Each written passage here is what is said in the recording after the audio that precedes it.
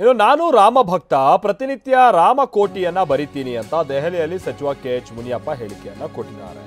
ಅಂದ್ರೆ KH ಮುನಿಯಪ್ಪ ಅವರು ಈ ಫ್ಲೈಟ್ ನಲ್ಲಿ ಹೋಗೋ ಸಂದರ್ಭದಲ್ಲಿ ಶ್ರೀರಾಮ ಶ್ರೀರಾಮ ಅಂತ ಬರಿತಾ ಇದ್ದಂಥದ್ದು ಕೆಲವು ವೈರಲ್ ಆಗಿತ್ತು. ಅದ್ರ ವಿಚಾರವಾಗಿ ಬಹುಶಃ ರಿಯಾಕ್ಟ್ ಮಾಡಿದ್ದಾರೆ ಅಂತ ಕಾಣಿಸುತ್ತೆ. 20 ವರ್ಷದಿಂದ ರಾಮಕೋಟಿಯನ್ನ ನಾನು ಬರಿತಾ ಇದ್ದೀನಿ. ನಾವು ಭಕ್ತಿಯನ್ನ ತೋರ್ಪಡಿಕೆ ಮಾಡಿಲ್ಲ, ನಾವು ನಿತ್ಯ ಪೂಜೆ ಮಾಡೋದು, ಅಲ್ಲಿಗೆ ನಾವು ಹೋಗ್ಬೇಕು ಅನ್ನುವಂಥದ್ದು ಇಲ್ಲ ಅಂತನೂ ಮುನಿಯಪ್ಪನವರು ಹೇಳಿದ್ದಾರೆ. ದೆಹಲಿಯಲ್ಲಿ KH ಮುನಿಯಪ್ಪ ಅವರು ರಿಯಾಕ್ಟ್ ಮಾಡಿರುವಂತಹ ರೀತಿ ಇದು. ನಾನು ಕೂಡ ಶ್ರೀರಾಮನ ಭಕ್ತ, ರಾಮಕೋಟಿಯನ್ನ ನಾನು ಕೂಡ ಬರಿತೀನಿ ಅಂತ ಹೇಳಿ 20 ವರ್ಷದಿಂದ ಬರೀತಾ ಇದ್ದೀನಿ. ಅವರು ಪ್ರಚಾರ ಮಾಡಿ ಓಟ್ ತಗೊಳಕ್ಕೆ ಹೋಗ್ತಾರೆ.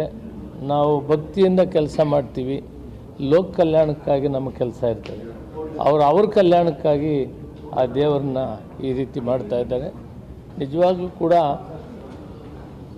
ಭಾರತ ದೇಶ ಒಂದು ಒಳ್ಳೆ ಸುಸಂಸ್ಕೃತಿ ಇರೋಂಥದ್ದು, ದೇವರ ಬಗ್ಗೆ ಪ್ರೀತಿ ವಾತ್ಸಲ್ಯ ಇರೋದು, ಭಕ್ತಿ ಇರೋವಂಥದ್ದು.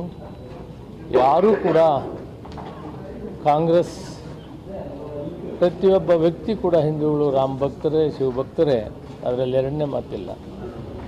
ಇದು ಕೇವಲ ರಾಜಕೀಯಕ್ಕಾಗಿ ಅವರು ದೇವರನ್ನು ಬಳಸ್ತಾ ಇರೋದು ಮನಸ್ಸಿಗೆ ಸರಿಯಾಗಿ ಕಾಣ್ತಾ ಇಲ್ಲ. ಇವತ್ತು ಶಂಕರಾಚಾರ್ಯ ಶಾರದಾ ಪೀಠದ ಅತಿ ಮಹತ್ತರವಾದಂಥ ಪೀಠದವರು ಕೂಡ ಇವತ್ತು ಅದರಲ್ಲಿ ಭಾಗವಹಿಸ್ತಾ ಇಲ್ಲ ಅಂದರೆ ಇದಕ್ಕೆ ಕಾರಣಗಳು ಕೂಡ ಅರ್ಥ ಆಗ್ತಾ ಇಲ್ಲ.